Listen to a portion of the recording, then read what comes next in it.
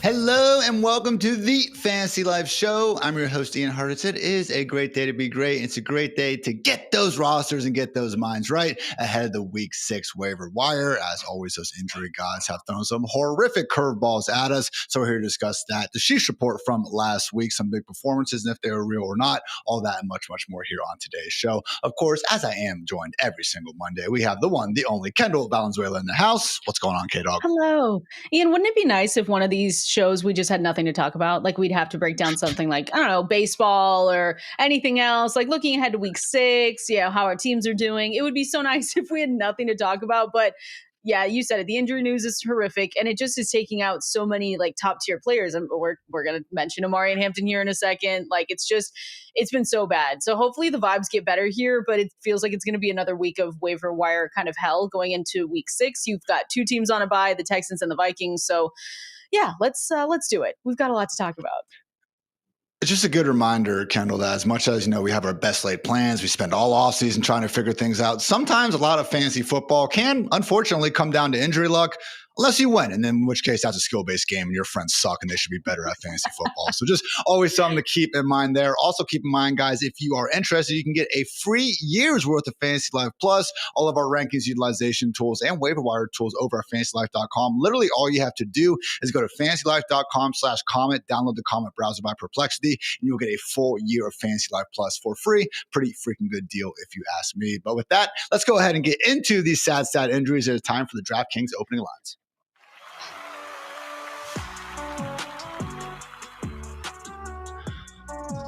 I was having a fairly nice Monday afternoon until we got the update that, yes, Chargers running back Omarion Hampton will be hitting the IR and missing at least the next 4 weeks with a knee injury. So we knew it wasn't good, Kendall. We got the word last night that he wasn't a walking boot after the game. And again, going to be at least a 4-week injury from here on out. So Najee Harris obviously already sidelined for the season with that awful Achilles issue. That does leave Kamani Vidal and also Hassan Haskins as the next man up in this backfield. So Joe McFarland and myself talked about this a little bit last night on our Sunday review show and basically gave the head nod to Kamani Vidal for now, just thanks to his more explosive pass catching skill set. All that said, Kendall, Haskins, they love using this dude at the 1-yard line. He's very good at scoring goal line touchdowns, as I unfortunately know as an Ohio State fan. But also, just again, you enter the season with Najee, use a first-round pick on Hampton, and now neither of those guys are available. I think it's a matter of when, not if, they go ahead and reach out to their old friend Gus Edwards, who is still a free agent. What's your read on the situation? Yeah, I completely agree with you 100%. I put Gus Edwards in whenever the Najee Harris injury was a couple weeks ago now, feels like it was forever ago, but it wasn't. Put Gus Edwards in there as well. So, and I agree with you and Dwayne about Haskins and Vidal. It's just one of those things where it's one or the other. I'm going to put claims in on both, a little bit more money spent towards Vidal and see if I get him. If I don't, I don't hate having Hassan Haskins come in as the second guy that I put on my roster right now. Like I was looking, and so Haskins played 8 of 9 snaps immediately after the injury. Vidal closed out that drive. The following drive, they put in all of their backups. So that included like Trey Lance, like Lambert Smith, all these guys. So it's kind of tough to judge it based on what we saw there. But yeah, I'm trying to get both of those guys. And then Gus Edwards is someone that I think as a flyer in those super deep leagues that I know you're in, Ian, you're in some of those sicko leagues. I am too. Some of those high stakes leagues. Like if you just want to, if you have someone you're willing to part ways with, right, you have to be able to cut the right guy, because this also just couldn't come to true. But maybe later this week we do hear about Gus Edwards. It's definitely worth stashing him if you have the right moves that you can make. Not a situation where I'm going to be blowing all my fab on either of these players. Again, I just think it's a free-flowing situation. Maybe we start seeing some trades heating up. Again, deadline isn't too far away at this point. I think we'll have some sort of running back action there. But for now, guys, again, Kamani Vidal would be the recommended waiver wire pickup, but really do think this turns into more of a committee than what we've seen before. And an offense that's not been afraid to throw the football overall on the season. Only the Chiefs and the Cardinals actually have a higher drop back rate over expected than the Los Angeles Chargers. So maybe if anyone is going to be true beneficiaries here, it could be this passing game. But then again, Kendall, Justin Herbert's been facing quicker pressure and more pressure overall these last 2 weeks without Joe Alt. Man, these Chargers simply cannot escape the evil, evil wrath of the injury gods. So more on this situation as the week unfolds. But for now, Kamani Vidal, just want to go too crazy trying to get him. More bad running back news, Kendall. Patriots RB3, 2, whatever you kind of feel about the situation. Antonio Gibson is going to be missing the season with a torn ACL. Absolutely hate it for anyone, particularly someone like Gibson, who honestly, I know he hasn't gotten a ton of good press over the last 2 years, but you look at his advanced numbers and what he's done on special teams in New England since 2024, really has been playing some good football. So I was hopeful he actually could be a player, Kendall, that would find his way to a team like the Chargers or the Commanders or the Chiefs, one of these RB needy squads. Won't be the case, obviously, until 2026 at the earliest now. So obviously a bump up in the ranks for, you could argue, both Ramondre Stevenson and TreVeyon Henderson. That says still does profile to be a fairly evenly split two-back committee, but maybe it's not going to be evenly split, Kendall, because Ramondre Stevenson can put the football on the ground 6-7 times a game. Oh, I hate that I made that stupid meme thing that kids always freak out about that I don't understand. What are you doing? But 8 or 9 times a game. We'll go ahead and go with that one, Kendall. It just doesn't matter. Again, Ramondre leads the NFL with 10 fumbles since last year. And sure, he's gotten sat down for like a couple series afterwards. But at this point, I mean, we even heard Vrabel after the game talking about like they need Ramondre's skill set, which clearly seems to be early downs and around the goal line. So look, I would love to see TreVeyon Henderson take off, go Buckeyes, and go, a heavy percentage of my bankroll on these fantasy teams that Dwayne kept convincing me to draft the guy on. I take responsibility as well, but that's neither here nor there. But Kendall, overall thoughts on Henderson, Ramondre moving forward in a now condensed two-man backfield? Yeah, I mean, Ramondre is still just going to be out there. I was telling Adam Ronis today on SiriusXM, I was like, maybe TreVeyon Henderson just sucks. Like, maybe he's just not good. I don't know. Like, it's one of these things where Stevenson, like, he's lost 3 fumbles. And at the time, last time we talked about this, I remember coming on here and being like, hey, maybe this is finally the time that we see a little bit more Henderson. But his 3 lost fumbles are the most in the NFL among non-quarterbacks this season. And I saw that according to ESPN. So it's tough. And losing Gibson stinks because, like you said, we never want to see guys go down with injury. I'm assuming because of what we saw with the, Gibson usage, with the Ramondre Stevenson usage, that they're going to bring someone else up. I mean, Terrell Jennings is the next guy that's technically might get a try from their practice squad. Not someone that I'm saying, hey, run and go get him immediately, but that's the name that's been floating around from, ESPN, The Athletic, all the people that are saying, hey, they're going to bring someone else up here. So we just hope that the third person that they don't bring up doesn't eat into more Henderson. But yeah, it's one of those things where we've just kept saying, be patient, Ian, but it feels like it's just Ramondre's team, and we're just going to keep going with it this way. And maybe we get that rookie boom, midway through the season, later in the season. But it's a tough wait. I know that I had to start him last week because of all the injuries, and it just hasn't been fun, Ian. It's fine. It could get better. But this for Gibson just wasn't fun to read about or watch. That just looked absolutely brutal.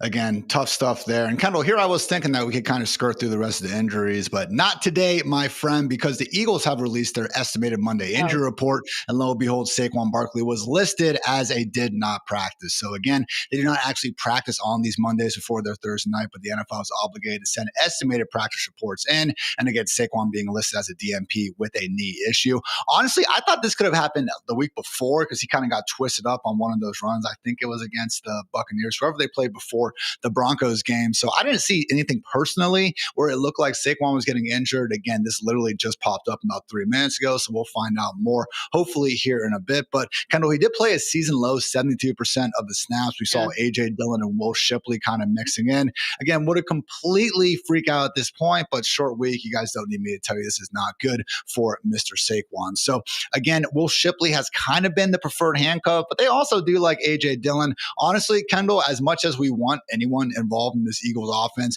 if we are going to see Saquon missing time, I wouldn't be surprised if they honestly just kind of take a page out of their week 5 strategy, throw the football around the yard a bit more than we're used to. Because again, AJ Dillon probably going to be getting some of the early down work. As much as none of us want that to happen, I get it because we all as a society believe AJ Dillon sucks. I think Matt LaFleur and honestly the Eagles as well differentiate on us that a little bit. Again, LaFleur with the Packers more than willing to give Dillon 200 plus touches basically on a yearly basis despite having Aaron Jones there. And I could just see a similar sentiment out of Philly, especially with Will Shipley getting injured immediately to start the year. So again, maybe he's healthy now and Shipley can take over. I did think he was the preferred handcuff throughout the offseason. But Kendall, even if it is Shipley or Dillon, we're going to have the same sort of problems that's been impacting Saquon. The run blocking hasn't been good in Philly. That's why Saquon's averaging like 3.1 yards per carry. We're not going to get many targets, especially not if it's not Saquon out there who actually is a talented receiver. And God forbid you do find your way to the 1 yard line, it's going to be Jalen Hurts getting into the end zone. So sadly, again, in both of these key situations, the Chargers and the Eagles, again, we should be putting our chips and trying to get these guys and improve the rosters. But as we enter week 6, I don't think I'm going to have any of these running backs inside my top 24 if we do in fact see Saquon out. Yeah, no. And you said it was bad. Like he reached the season low in snaps. So it was kind of already a little bit of a red flag. He played 72% of their offensive snaps, averaged 85% over the first 4 weeks. So you look at that and you say, okay, what are we looking at here? So I agree with you. I just think it'll be a split backfield, right? We're not going to say AJ Dillon's a league winner. I don't think we're going to say Will Shipley's a league winner either. But if you do have Saquon Barkley, this is why it's so important. And we always stress this, like it's so important to have that handcuff, even though it sucks. Like I understand seeing a handcuff on your bench, getting you zeros, 3 fantasy points week in and week out. It's really not fun to look at, but this is the exact reason why, especially with these running backs, it's so important to get the next man up, because if Saquon Barkley were to miss some time, were to go down, you have immediate value in someone like Will Shipley, more specifically. AJ Dillon, I mean, this week he remained the primary backup, but still I agree with you where I think that we're going to see them both mixed in here. So both are going to be good, but I think the guy that you want to go and get, it looks like is Shipley. Because I think this also is likely tied to Will Shipley's health, right? Because he's finally getting a little bit healthier. We saw him a little bit down a couple of weeks ago. That's when we saw the Tank Bigsby, news and move. And people are like, oh my gosh, well, maybe Will Shipley's, really, really hurt. So I think Will Shipley's getting healthier, and that's something to pay attention to here as well. But yeah, just handcuff your guys. Oh my gosh. We're only in week 60, and like how many more running backs, knock on wood, really could go down. This is why it's so important, where it sucks, but just keep these guys on your roster if you have some of those elite running backs, just in case. Again, to recap, guys, Hampton with the ankle issue on injured reserve. We would prefer Kamani Vidal there. Antonio Gibson done for the season, torn ACL. Moderate bump for Travion Henderson. But again, he's got to kind of make more out of his opportunities before we can get too excited. Saquon now with this knee issue, it is a situation where we're going to lean towards Will Shipley. But again, a little bit uncertain. AJ Dillon, Tank Bigsby could complicate matters. So now just a few listings we're not going to go too deep into, but I do need to mention because unfortunately they are also important. Good news, Kendall, that's a change of pace. Xavier Worthy is expecting to play tonight after popping up as questionable on Sunday with an ankle issue. So again, get your popcorn ready for Chiefs Jags here on Monday Night Football. Commanders head coach Dan Quinn is, quote, optimistic that Terry McLaurin could return this week from the quad injury. That would be great. Meanwhile, on the other side of the Eagles and Giants matchup, we have Darius Slayton not practicing with a hamstring. Jackson Dart and Tyrone Tracy listed as limited. So Dart should be fine. He had this hamstring issue on the injury report last week as well. Tracy coming back could potentially complicate things for Cam Scatterboo. I think the rookie's going to keep the starting job, but again, could be a difference of a 70-30 split like he has now versus something closer to 60-40, 55-45. Packers wide receiver Christian Watson is practicing for the first time since tearing his ACL. Good to see that. His 21-day practice window is firmly open, as is Jalen Coker's here on Wednesday. So hopefully getting some, again, reinforcements to those Packers and Panthers wide receiver rooms. Also, the Cowboys should be getting healthier sooner rather than later. Stephen Jones said CeeDee Lamb and Kevontae Turpin could be back within the next 2 weeks. Meanwhile, Vikings head coach Kevin O'Connell confirmed J.J. McCarthy is expected to return to practice following the team's Week 6 bye. Bengals head coach Zach Taylor said the team will evaluate its options when asked about Jake Browning starting versus Green Bay. Please, for the love of God, just bench the guy. Jake Browning is single-handedly, Kendall, making me just really worry about my long-time take. Like, is bad football actually better than no football? I've always believed that, but Jake Browning is honestly making me second-guess myself at this point. Ravens head coach John Harbaugh said Snoop Huntley will be considered at quarterback if Lamar Jackson can't play. That's how bad Cooper Rush has been. Brock Bowers still considered week to week per Pete Carroll. And finally, this Lions secondary cannot catch a break. I feel so bad for this defense. They get 2 or 3 weeks per year where they do look very good, but DJ Reed was ruled out indefinitely with a hamstring issue last week. And now Terrion Arnold with a shoulder issue is going to be out for a while as well, confirmed by head coach Dan Campbell. Reminder, Ennis Rakestraw got hurt during camp, so we're literally looking at a Lions secondary down 3 of their top 4 cornerbacks coming in. So sheesh, Kendall, that is now going to wrap up the DraftKings opening lines. Let's get into the waiver wire. Sure.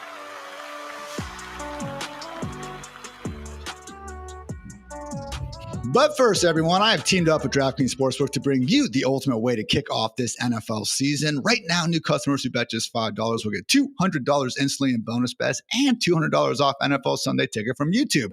That's right. New customers bet just $5 and get $200 in bonus bets plus $200 off NFL Sunday Ticket.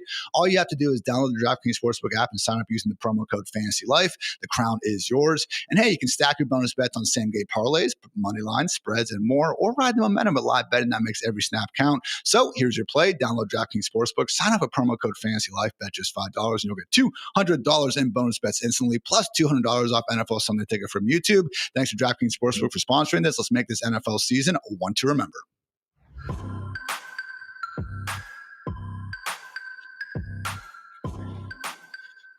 It's time, my best Bruce Buffer impression for the Waiver Wire Market Watch presented by Pristine Auction. Kendall, our big 3 waiver wire pickups of the week as things stand right now. So again, we already kind of talked to the Chargers and Eagles situation. So, maybe we'll touch on Kamani Vidal a little bit more later. But aside from that, the big 3 options are going to be discussed right here, right now. Starting off with Cardinals running back Michael Carter. Kendall certainly was dominating headlines last week, but we didn't know exactly what was going to be going on. Still only rostered in 39% of Yahoo leagues, which is pretty cool considering now, we know he is the Cardinals RB1.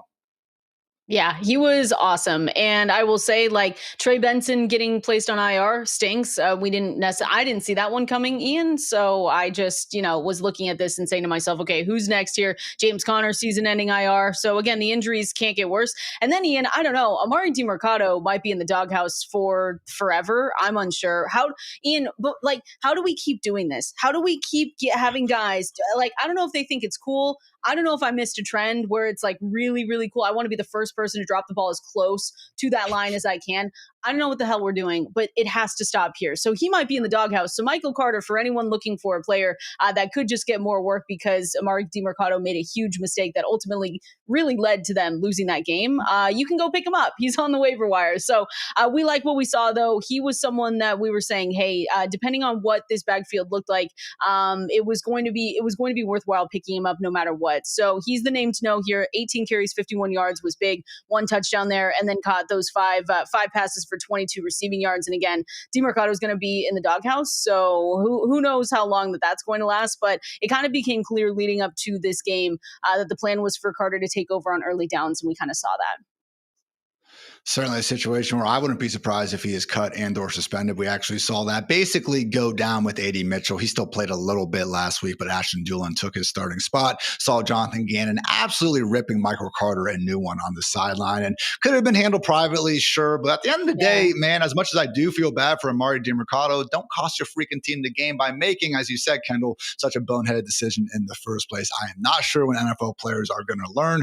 I admit it does seem kind of cool to, strut into the end zone, but if you're going to do it, at least fail spectacularly like Deshaun Jackson did back in that Under Armour All-Star game in high school. So again, there's levels to this, Kendall. D-Jax, no one's ever going to be touching him. But yeah, man, so Michael Carter, again, really was taking over that early down role. And if we are going to see DiMercato doghouse, very well could end up being a little bit closer to that, probably not full every down role. Bam Knight's still going to be getting some, usage as well. But hey, a situation where between 15 and 20 carries and targets per week, tough to be too mad about that. So again, Trey Benson not out for the season. We are expecting him back, in the next 3 to 5 weeks. I do believe it was a 4 to 6 timeline initially while he recovers from that meniscus issue. But hey, with Carter, Kendall, I do think it's a situation where if you are in desperate need of a running back, maybe you had O'Marion Hampton or Saquon Barkley, potentially, depending on how that goes. I do think looking to put, a quarter, even a third of your fab on Michael Carter can make some sense. We're looking at, again, legit 4 to 5 weeks, hopefully, of RB2 level production. And for me,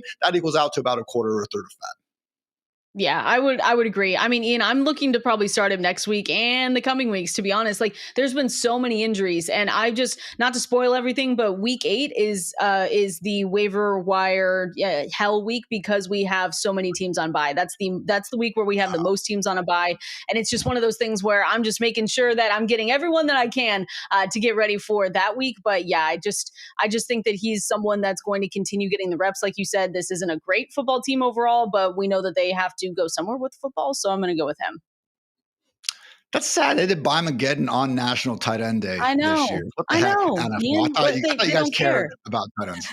Wow, sad. I'm surprised this isn't a bigger deal in the mainstream media. So Michael Carter, number 1 waiver wire ad of the week. That is usually going to be available, again, over 50% of leagues. As Kendall noted, though, in her waiver wire article, which you can find on fantasylife.com for free. Rico Dowdle, God forbid he is available in your league. Please, for the love of God, go ahead and pick him up. Otherwise, though, Kendall, the wide receiver ad of the week, we got to go all the way back to last Thursday night because, my goodness, Kendrick Bourne put on an absolute show out there, caught 10 of 11 targets for 142 142 yards. Now, we shouldn't exactly expect this to fully continue. We were both old enough to remember when Richie James went for 184 yards and a touchdown Thursday night. He ended up having 210 yards in 7 games the rest of the season. So this was very much injury induced. George Kittle should be back hopefully by week 7. Juwan Jennings and Ricky Parasol have a chance to be back this week. Brandon Ayuk probably not too far behind him. That kind of remains to be seen. But all that said, Kendall, clearly Bourne and Mac Jones, had a nice little chemistry. They kept going from their days together in New England. And,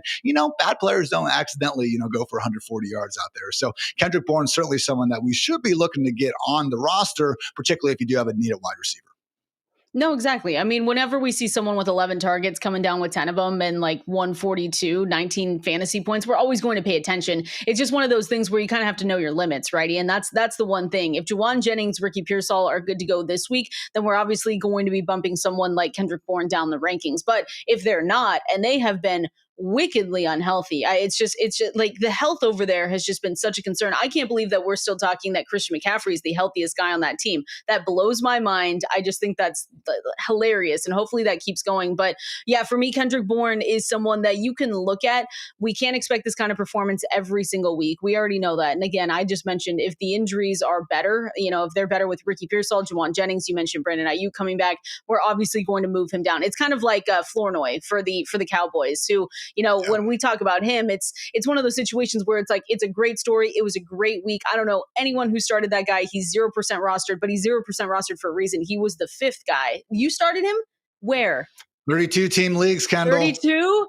Ian, that's crazy. You need to post that on the internet because that's actually nuts. Shout out to you. So Ian Hartitz in the whole world is someone who started him, but that's freaking incredible. Oh my gosh. But I kind of keep him in the same category where obviously we know a lot more about Kendrick Bourne. We've seen him before, but because of the injuries, you had someone like Flournoy really step up. But like usually he's the 5th, 4th guy on that depth chart. So when these guys start coming back, like Mingo's practicing again, when you get Kevontae Turpin back, he's going to continue to go down. So again, someone to pay attention to. Would not spend all my money. I mean, I'm going to be okay if I spend a little amount and someone beats me out of him. I'm just going to be like, okay, it's not a great week for wide receivers, but Kendrick Bourne is definitely the guy to just pay attention to.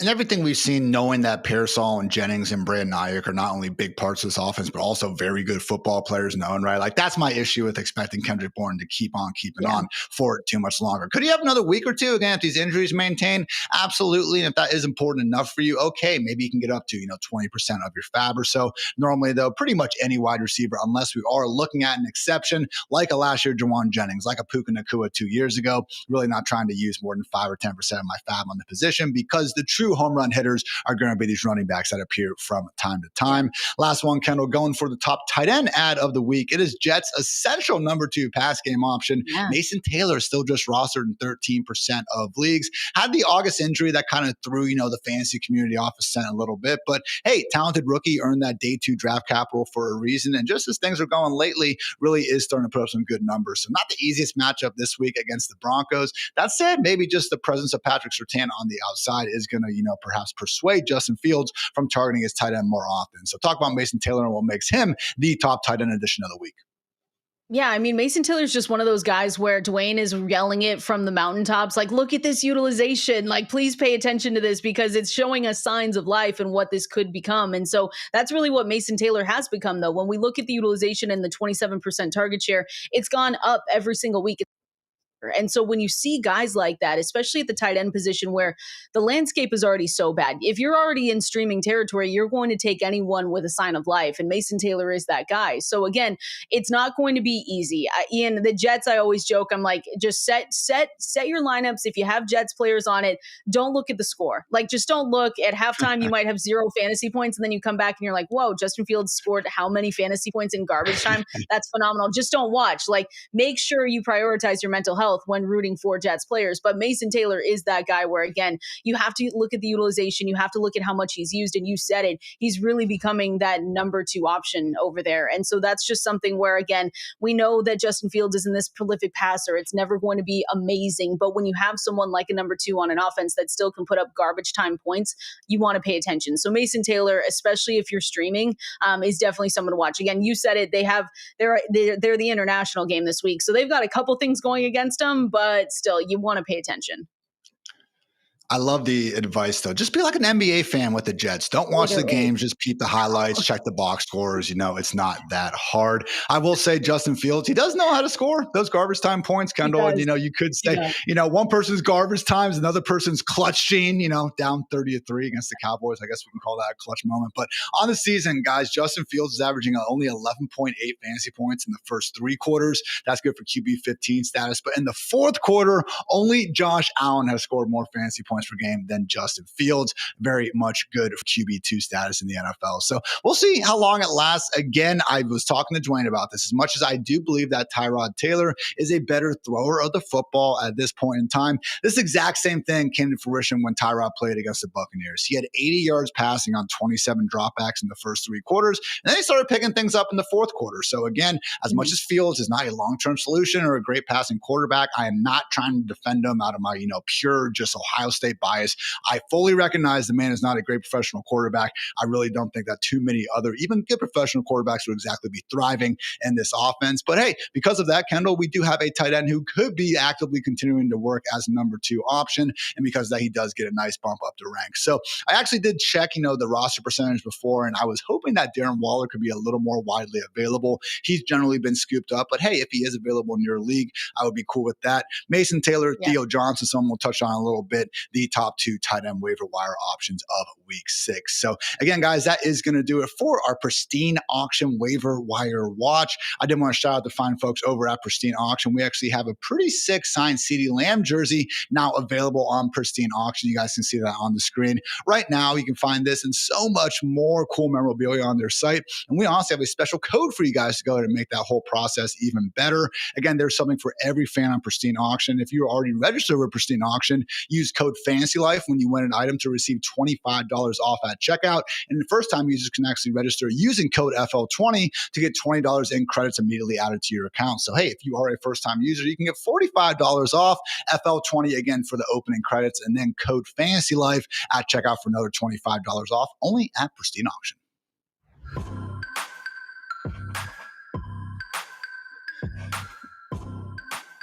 I believe, Kendall, since we have started, no more injuries have broke, knock on wood, probably just jinxed it. But in the meantime, we'll go ahead and go through the rest of the waiver wire roundup. So lots of names here. Again, you do a great job breaking them down in the article over at fantasylife.com. Already mentioned the just in case Rico Dowdle. But really, guys, as we do get into buys and injuries and managers having to make some tough decisions, I think it's a great opportunity to try to spruce up that bench with the sort of handcuffs who are one injury away from being the featured players on waiver wire shows such as this one. So we got Brian Robinson only rostered on 30% of rosters right now. Kenneth Gainwell at 36%. Kendrick Miller at 31%. Tyler Algier at 31%. And Tajay Spears also at 30%. So look, Kendall, if Christian McCaffrey wins the lottery and misses time, Brian Robinson is going to be the best one from here. If it happens to Bijan Robinson, then Tyler Algier is going to be the best one from here. If none of those guys get hurt, then guess what? These guys aren't going to help you much at all. That said, out of this group, I still go back to the guy we highlighted last week, Kendrick Miller, just someone that, again, is an injury or perhaps a trade to Alvin Kamara away from potentially having a huge rollout here. Yeah, I mean, the trade rumors are getting really hot because, again, the deadline this year is November 4th. So it's really early, but we're less than a month away from that happening. So there's all these rumors that Kamara is going to be the guy that goes. And then if he is, though, Kendrick Miller is the guy that steps into his place. And again, this isn't a sexy team. This isn't a great, in general NFL team. So you're going to sit here and say, well, that's just disgusting. But you just have to look at what's been happening. Like Kamara has played 100% of the 2-minute drill and the goal line snaps this season. But when we look from a couple weeks ago to now, like his playing time in those normal early down situations has just decreased. And so that's what we want to pay attention to. Again, just like we were talking about Mason Taylor, when the utilization comes through and you see someone with more playing time, not because of an injury, again, we're just paying attention. So like he had 52.4% this week of the early down snaps. It was 84.8% in week 2 for Kamara. So again, it's just one of those things where, it's going down a little bit. And so because of that, you look at Kendrick Kendrick Miller, you say maybe he's going to carve out just a role for himself. If you're in a sick situation, maybe with these buys coming up, you might have to be in a spot to start him. I don't think we're there yet, but it is someone to pay attention to. And even Ian, if they don't, I was thinking about this, even if they don't trade him, if the Saints continue to just be bad, like, sorry, Amanda Cooterdoodle, like, I know we love your team and we love everything about it, but if they continue to be bad, what's stopping them from shutting him down just to make sure he doesn't get injured, towards the back half of the season too? So there's not only trades, but there's this chance that he does just get shut down because they keep losing. They keep losing games. And so that's the other thing you have to look at. So if they do that, Kendrick Miller's your guy.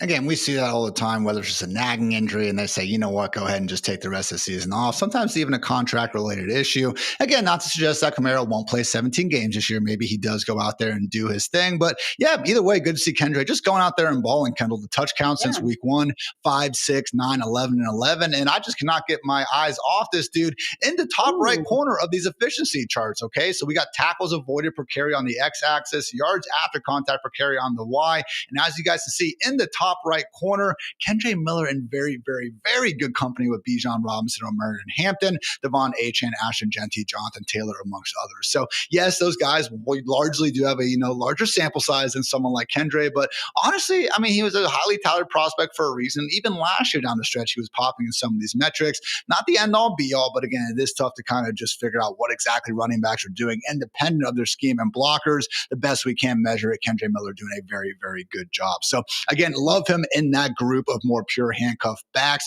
There is another tier, Kendall, for those of you in some true skank leagues. We do have Sean Tucker available in 13% of Yahoo leagues right now. Isaiah Davis in 5%.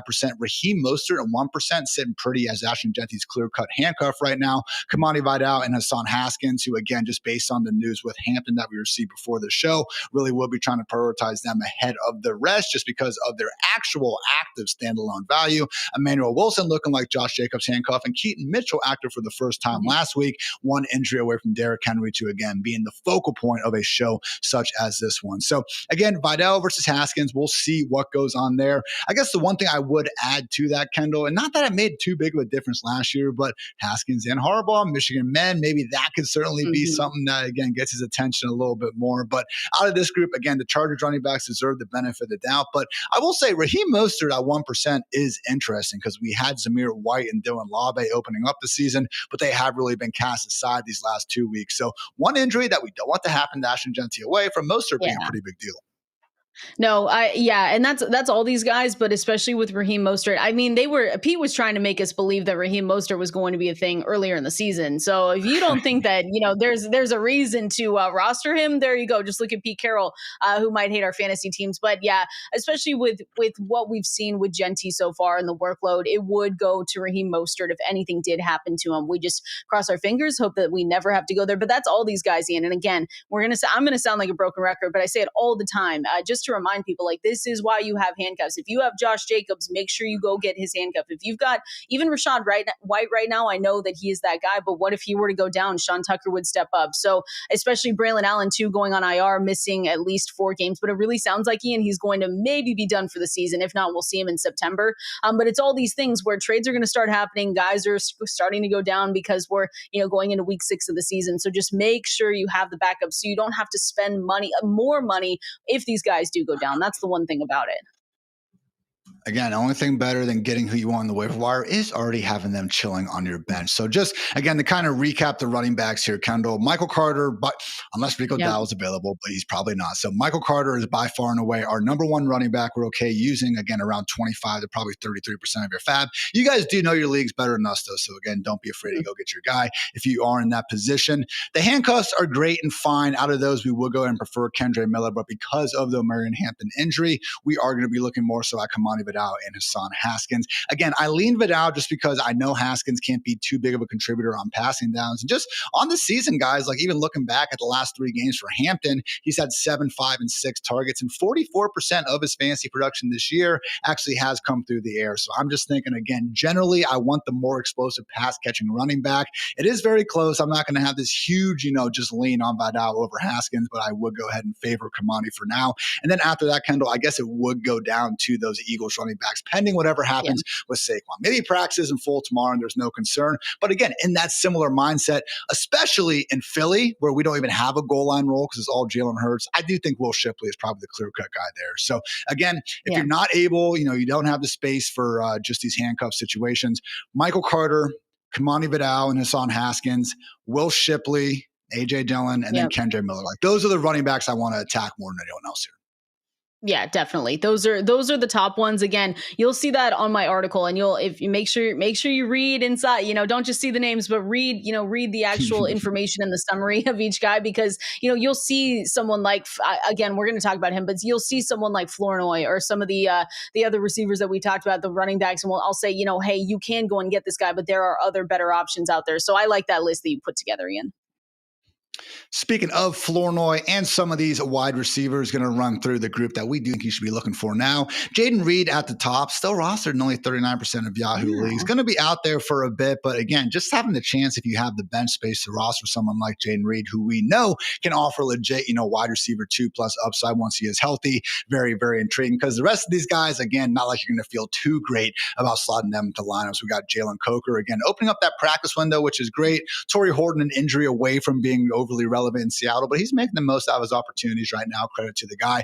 Christian Watson just did have that practice window open. Jack Besh actually wound up playing 36 snaps, Kendall, after only having 30 total in weeks 1 through 4. So again, a newfound role for the second round rookie there. And then also just a tight end that you should remember in case you can't get Mason Taylor. Theo Johnson with 3 touchdowns over the past 2 weeks could perhaps be leaned on even more than ever, with Darius Slayton joining Malik Neighbors on the sideline. So did want to talk about Ryan Flournoy probably first and foremost, Kendall, because again, other than my lovely 32 team league squad, which we're screwed anyway, like I had to pick him up because Tyreek got hurt. So season's probably over, but we're going to keep battling until the whistle. You know how it goes. But Ryan Flournoy, the big thing for me here is like, yes, CD and Turpin went out of the picture, but Jalen Tolbert, as much as he did have that sick catch on the sideline against the Packers, like just really haven't been overly impressed with Tolbert during his tenure with the Cowboys. Flournoy, on the other hand, does seem to have some pretty good chemistry with Dak Prescott, and I would not be surprised if he could battle, if not even take that wide receiver job away from Tolbert, which, no, in a lot of offenses, Kendall, isn't the biggest deal in the world, but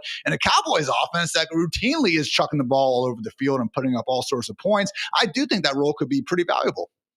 Yeah, no, that's interesting when you bring it up to that point, because I remember saying and writing like, hey, this guy, I mean, I like any kind of story with Flournoy. I said it earlier in the show, if you have any receiver, getting 100+ in a game, we're obviously going to pay attention to you. But looking at it, I was like, oh, okay, like when we look at this, he had a big game. He had a favorable matchup. Sauce was on Pickens. Turpin was out. Jalen Tolbert disappointed, like you said, though. And so if there is a chance that someone can step up, then yeah, I mean, we know Jake Ferguson's obviously going to remain the guy there. CeeDee Lamb obviously going to be coming back, but I think it's a good point there. So you could maybe see Flournoy again. I just don't want to spend too much money, because when you look at Flournoy for the first few weeks, he's the 5th guy, he's the 4th guy. So it really is kind of like the Kendrick Bourne situation in a way where, hey, we know this guy now has talent. Like there is obviously some chemistry there that he built a little bit with Dak Prescott, so he's going to have a little bit more trust in him as well. But just be careful not to spend all your money and then just say next week, okay, CeeDee Lamb's back, Turpin's good to go. Like I'm just gonna start this guy anyway. Just be careful there. But I like that call out. Again, definitely won't be spending my money on running backs over these wide receivers, but credit where credit is due. And again, Cowboys certainly could use that third option after largely ignoring, adding too big of a replacement outside of Pickens and CD, obviously, this offseason. So as you guys see, Next Gen Stats route chart, which actually is all free for you guys. Shout outs to Next Gen and everything they provide for us. But caught 6 of 9 targets for 114 yards, was used downfield, has some of these crossing routes, busted one of them for a 40+ yard gain. Again, explosive player, and just had the trust level from Dak already on third down conversions of things of that nature. So again, guys, first wide receiver addition we are looking at this week is Kendrick Bourne, but Ryan Flournoy, again, other than I would say Jalen Coker and Jaden Reed and obviously Christian Watson, the bigger and bigger names that we already know well about would be someone that's, very much under the radar, but very much could be a difference maker in the right format. So that is going to wrap up most of our waiver wire talk. Again, guys, want to invite you, as always, check out Kendall's article on fantasylife.com. But now let's get into some of the top performers from week 5 and if we expect their success to continue. First, though, a quick word to our friends over at Xfinity.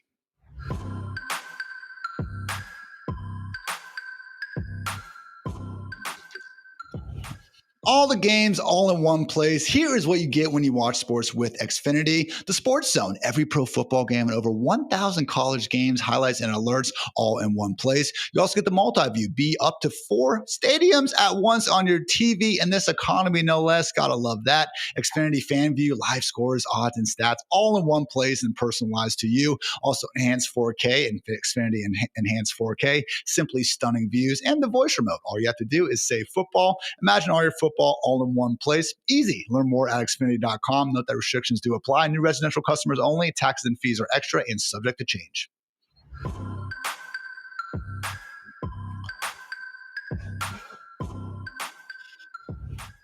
All right, Kendall, as much as we love to go ahead and just honor, all the good fantasy performers, because as much as Dwayne's going to say, oh, they didn't have the best utilization in the world. Look at Xavier Hutchinson and Romeo Dobbs' target rate. Why? I love you, Dwayne. But again, as much as that all goes down, you know what? They scored the fantasy points, and style points don't matter in fantasy. They all count the same. So wanted to go through, again, some of the bigger performances from week 5, and if we were buying or selling them continuing. So first up, wanted to, again, shout out to our top 12 overall quarterbacks, C.J. Stroud, Dak Prescott, Sam Darnold, Baker Mayfield, Justin Fields, and Matthew Stafford. Also rounding out the QB1 tier, Tua Tagovailoa, Mac Jones, Jared Goff, Jalen Hurts, Josh Allen, and in the most fantasy football thing ever, Jake freaking Browning somehow got there in garbage time and with that banged up Lions secondary doing all sorts of bad things. So they want to focus on, though, someone that, will certainly have their starting job still intact, unlike Jake Browning. Sam Darnold, Kendall, coming off this QB3 finish, playing like one of the best QBs in the league. I mean, you're a resident Seahawks fan. Are you not going crazy about Sam Darnold right now? You guys got a gem. I know. Ian, I owe Sam Darnold an apology so far. Now we've still got a long ways to go. And I think fantasy and real life NFL, the Seahawks still lost that game, unfortunately. And that's one thing where, again, it's just a little bit different. But Sam Darnold, for what it's worth and what he's been doing, and the Seahawks offensive line, just have to give credit where credit's due, because I wasn't a huge believer in Sam Darnold to start the year. We always like to be transparent, Ian, on any of our shows. So I wasn't the biggest fan necessarily of, the expectations. I don't think my expectations were very high. Now, as a streamer, I'm kind of buying this now. I mean, the expectations, I think any reasonable expectation for Sam Darnold coming in after how we saw him end last season, and how, someone like me has talked about the offensive line, where Sam Darnold under pressure isn't necessarily the best guy that you want in that kind of situation. You're bringing in Clint Kubiak, you're overhauling a lot of spots here. And so I think for the Seahawks, since week 2, I mean, Seattle ranks 4th in offensive points per game, 29.8, and 4th in EPA per play, 1st in yards per play, 3rd in offensive touchdowns, 1st in yards per pass attempt. There are so many stats, Ian, where you just have to go down the line and say, you know what, Sam Darnold is a pretty good answer so far for the money that they gave him. And I think that was the other part for me, was I was worried about the money. I was saying, okay, if O'Connell didn't want him and the Vikings didn't want him, what did they see, that made me think, okay, well, I'm somewhat going to trust the quarterback whisperer here. I'm going to trust the guy that's been able to revamp careers for fantasy football. And so that's the one thing that I think I put too much stock into, is okay, they don't want him, obviously, because of the playoff situation. When the lights are brightest, sometimes Sam Darnold is one to crumble. But yeah, I think right now I'm kind of just believing in this. And the crazier part is that the one part of the Seahawks game that's really bringing them down is the run game. And I think if they are able to fix that, then we could maybe even be getting more. But for what Sam Darnold's doing for not only himself, but for Jackson Smith and Jigba, it's been huge. So congrats to Sam Darnold and the Seattle Seahawks, because it's been fun.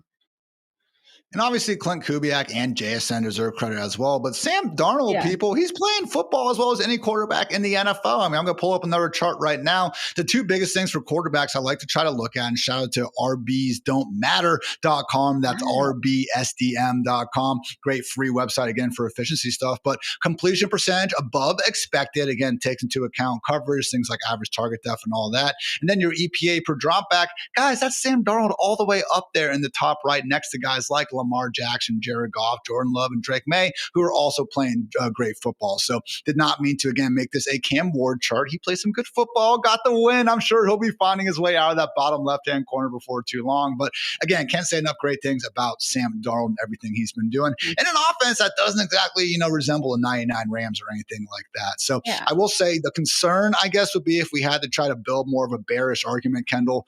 The competition hasn't been too crazy. The worst game came against a fully loaded loaded 49ers defense in week 1. And since then, really an underperforming Steelers defense. Now, you could argue that they're underperforming because they faced someone like Sam Darnold, but then the Saints, a banged up Cardinals secondary, and then a Buccaneers defense last week that we know is good against the run, not so great against the pass. So that would be my concern. And accordingly, tough for me to get too over my skis about Darnold the rest of the way in fantasy. I think we'll still have some good games because obviously, again, playing great real life football, but still 26 or fewer pass attempts in 3 of his last 5 games. So QB 21 in fantasy points per game, Kendall. He is actively playing some of the best football in the league, and he's still averaging fewer fantasy points per game than Carson Wentz. So again, it's just the game we play. He's not running around a lot, and then we do have to remember that. So I'm selling Darnold as his high-end QB1 the rest of the way, but hey, need someone to get you through your buys. Certainly could do worse than someone, again, playing such good real-life football. Let's look at some of these running backs now. We're going to pull up the top 12 performers from week 5 here on the screen. And looking at the ballers, Rico Dowdle with 32.4 PPR points. How about that explosion? Jonathan Taylor, Kyron Williams, Christian McCaffrey, Bill Krosky, Merritt, RB5, Javonte Williams rounding out the top 6, followed by Rashad White, Michael Carter, David Montgomery, Saquon Barkley, Breece Hall, and Jahmyr Gibbs. Just hilarious how you could be feeling so bad about yourself on Sunday. Oh no, I got to start Rico Dowdle, Rashad White, and Michael Carter. And then you go ahead and see what they put on film for you. So then we'll talk about Bill Krosky, Merritt, though, Kendall, someone who actually did see his great performance rewarded with more usage. Funny how that works sometimes. 50% snaps. That was the first time he was north of 40%. 61% of the team's rushes. That was the first time he was north of 40%. Even had the routes going too. So at this point, Bill leads the NFL with 6.6 yards per carry. And no, I'm not ranking him as a top 5 running back the rest of the way, but I'll say this, Kendall, I did move him up in the ranks ahead of guys like Chase Brown, like DeAndre Swift, the Tony Pollards, the guys with more usage in the world because Bill's balling out there. And we have the dream matchup next Monday night against that Bears defense that can't really slow down anyone. Yeah, I was going to say, at least for next week, like we're buying into this, right? Ja'Cory Krosky, Bill needs to be started when you're looking at him going up against the Chicago Bears. So it's one of those things too, where I was finally happy to see it. And you could see in the post game, like when they were doing all his interviews, how happy he was. And like going from 7.7 PPR fantasy points in week 4 to then being able to come back to 27 on Sunday was just amazing. He played 49% of the offensive snaps. He just had a really good day. He had 5 explosive runs.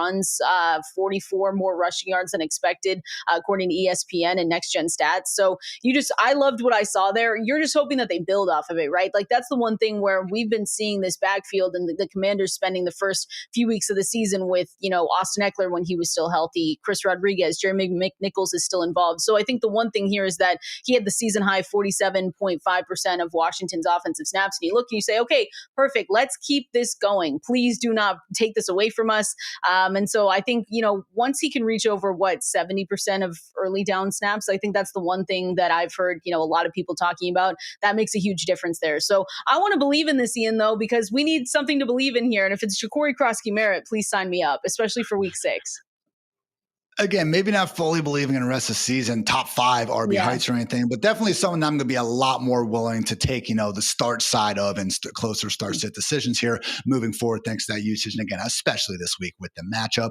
Let's look at some of the top wide receivers from last week. Of course, I would say even if he didn't finish number 1, the real headliner was Stefon Diggs. It was one of the best revenge games we've seen in recent memory, probably since the Judy one last year. $146 on at 12 targets. That was awesome to see. But yeah, guys, again, wide receiver 1, Emeka Egbuka, separation concerns be damned. He doesn't care. He's just going out there and scoring fantasy points. Jamar Chase, welcome back. Jackson Smith-Njigba, again, mentioned Diggs. Puka Nacua, and Kendrick Bourne rounding out the top 6. Deebo Samuel, Jalen Waddle, Rashid Shaheed, shout out Cooter Doodle, Devontae Smith, Justin Jefferson, and Garrett Wilson filling out the top 12. But on Stefon Diggs, Kendall, I'm buying in here, okay? Again, not ranking him as a top 12 guy. This was certainly a boom performance, but I did rank him inside my top 20 ahead this next week because he's becoming the focal point of the Patriots passing game. These last 2 weeks, Stefon Diggs has 19 targets. Nobody else in New England has more than 6, okay? So it's always made sense that if Diggs was able to return to his former self, he could be the alpha of this pretty much no-name, lackluster New England Patriots wide receiver room, and I do think that's coming to fruition. So we've always known the potential volume could be there, and now the fact that Diggs coming off back-to-back 100-yard games looks like his former self, I'm all in here, Kendall. And honestly, I don't want to say he looks better than his former self, but he looks freaking amazing. I'd argue even better than last year. He's already been credited with 4 missed tackles forced this season. season, which I know isn't a ton, but last year with the Texans, guys, he only had 3 on 47 total receptions. So again, we know Diggs is this crafty route runner, just veteran. He's going to win in all those, ways and everything like that. But the fact he's out there making dudes miss, love me some Stefon Diggs right now, especially next week against the Saints defense, already been giving up plenty of production in the position. No, Ian, I'm with you 100%. Like I bought in more to Stefon Diggs going into the season than I did Deebo Samuel. We'll see how that goes the rest of season. But when we're talking about older receivers, coming off injuries, who would you rather have? I just wanted a little bit more. I just wanted a little bit more Diggs. He's, living his best life right now. There's a lot of things going on, but for Diggs, to open the season as the number 3 receiver, we kind of thought back and we said, okay, he's not 100% healthy. It's always going to take guys like him, older, any older player, a little bit to knock the rust off. We're seeing it right now with Chris Godwin. While he still looks good, we know that there's more left in the tank. And so I feel like we've finally seen it with Stefon Diggs right now. And to be able to finally have also just like a number 1 receiver for the New England Patriots and a quarterback like Drake May, who's been giving us such good fantasy outings as well, you're going to be really happy about it. I saw the stat that he became the first Patriots wide receiver to have back-to-back games with at least 100 yards since Tom Brady was with the franchise, and that was Julian Edelman doing it last in week 5 and 6 of the 2019 season. Like, that's how long it's been. So it's one of those things where it's welcome, and I think, for Diggs, the first time posting consecutive 100-yard games since 2023 as well. I'm with you, Ian. Dare we say he's back?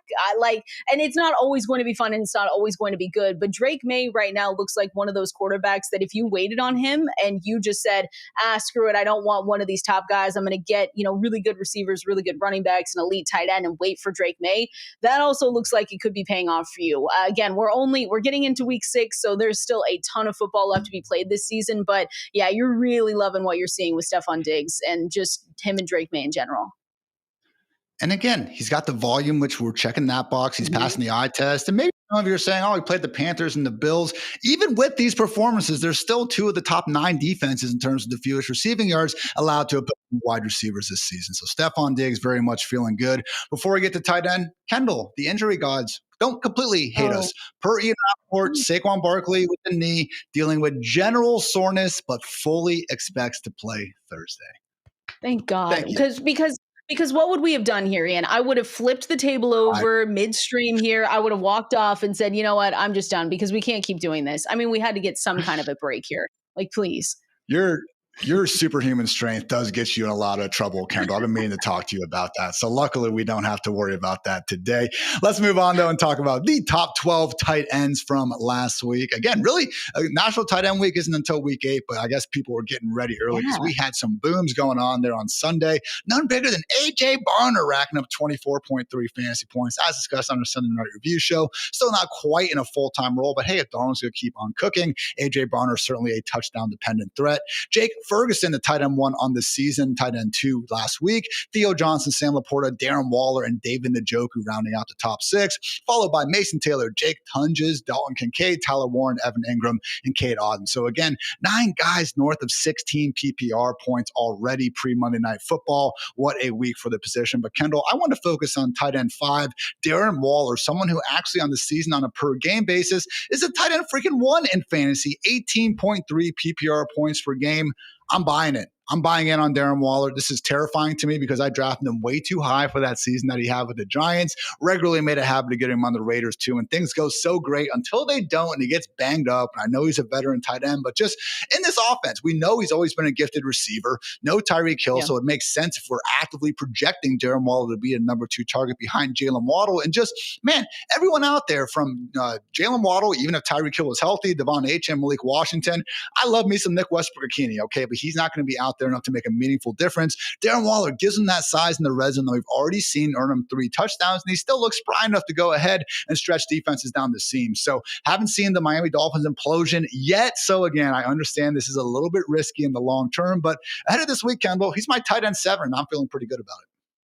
Yeah, I think I'm just gonna have to buy in with you. I so want to be like, there's no way that this continues. But shout out to Darren Waller and apologies to you. Like I was making, I was making fun of. I was saying, hey, maybe he's gonna leave us to go make another music video. I don't know what he's doing or what his plans are, but I do think we have to put our trust in Darren Waller, which is crazy. But again, if you were already streaming tight ends, you're just happy to see something like this. Like you're happy to see a Theo Johnson like come across, Mitt Taylor as well, someone like Darren Waller. So you're saying to yourself, okay, I kind of have to buy into this. He scored 17.7 points in his first game of the season last week, and then he was productive again. And you can look at the teams that they were playing and say, guys, what are you talking about here? But I don't know, 18.7 points in this game, caught all 5 of his targets, 78 yards and a touchdown. And it's just one of those things where with Tyreek Hill out for the season too, you knew that everyone was going to need to step up a little bit more, and you had these vacated targets. So you said to yourself, where are they going to go? Obviously, Jalen Waddle had a good day for you, and you know that he was going to step up and take on some of that. But Darren Waller being healthy when they needed him to be, like I was even nervous seeing if we were going to see him, because for the first couple weeks of the season, you're like, okay, where is this guy? Like, what was even the point of signing him? But he's just this huge, big-bodied tight end that you're just looking at, and that's what they need in the end zone. Like that's especially what they need now. And so why should I not believe it? If he showed us for the last 2 weeks, what could go wrong, Ian? I'm sure nothing will go wrong with believing in Darren Waller going forward. And again, Tua, 4 straight games now with multiple touchdowns. One of the stats I brought up on the Sunday review show, like he's been a top 10 quarterback when throwing the ball in under 2.5 seconds. Tua in rhythm, guys, before pressure gets there, before the play breaks down, really continues to be a very, very good professional quarterback. It's the off-script stuff. It's when he starts to scramble that things do get dicey in a hurry. But again, all the credit in the world to Darren Waller. Saw the routes go from 36% to 68%, presumably going to be itching his way even closer to a full-time role in week 6 and hopefully beyond. So that wraps up, again, our week 5 review. Before we get out of here, though, guys, let's get into the sheesh report, talk about some of the beyond the box score near miss moments from a hectic week 5.